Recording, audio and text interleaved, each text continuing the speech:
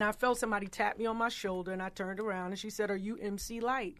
And I was like, "Yeah." She was like, "Oh, my God, I love I Cram to understand you." She said, "I'm Queen Latifah." And I was like, "Queen Latifah."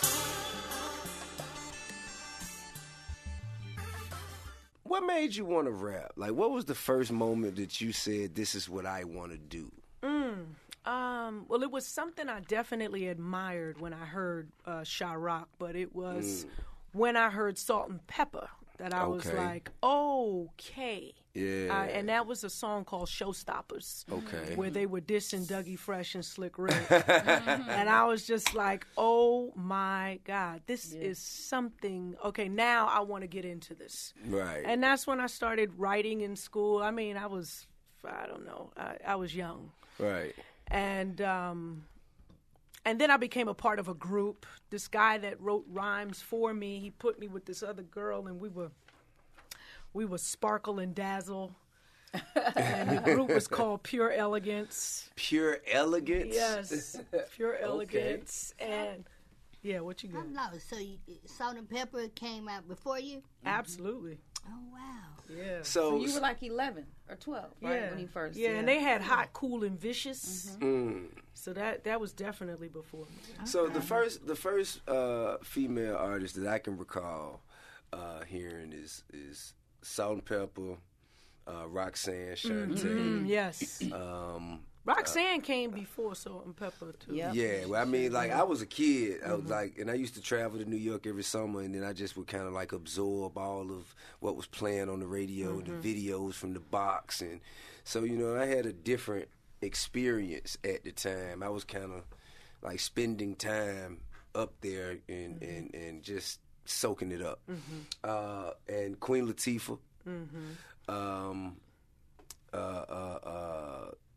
357, and you guys, like, was there a tight community amongst you guys, or was there a fierce rivalry? No, not whatsoever. Well, I mean, of course, you had Roxanne, Shantae, and the real Roxanne. They had their little, beef. But in the early days, I remember being at the New Music Seminar with La and Moni Love and Mishi Me out of Canada, and Sweet Tea and Jazzy Joyce and Harmony and Miss Melody, and like, it was we all got along. We were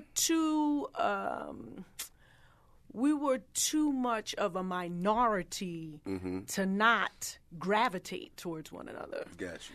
And we all had something in common. Even the way that I met Latifah, I was on the line at the New Music Seminar waiting to get my badge, and I felt somebody tap me on my shoulder, and I turned around, and she said, "Are you MC Lyte?" And I was like, "Yeah." She was like, "Oh, my God, I love I Cram to understand you." She said, "I'm Queen Latifah." And I was like, "Queen Latifah." She was like, "The princess of the posse." I was like, "Oh, the princess of the posse," because I had already hung out a lot with Pastanus and Trugoy. Pastanus, I'm not That's familiar. De La Soul. Okay. Those are the members of De La Soul. Okay, gotcha. And so I used to hang out with them. I call them Plug 1 and Plug 2. Right. That's okay. Yeah, Pastanus and Trugoy. And what would happen is it was Tribe Called Quest before they even dropped a record, and the Jungle Brothers, and we would all hang out at this place called Leaders the Payday. Of the New School. They weren't formed yet. Yeah, they weren't formed yet. Leaders of the New School still. Yeah, they didn't. New school. Right. Yes, because the Leaders of the New School and Tribe kind of came out at the same time. So in any case, we would go to these parties and we would hang out, and so we were the only women. So we kind of gravitated, like, we're women and we love hip hop. Not only do we love it, but we want to do it. We want to be a participatory. Don't forget to subscribe to the Expeditiously podcast right now, Apple Podcasts and Spotify.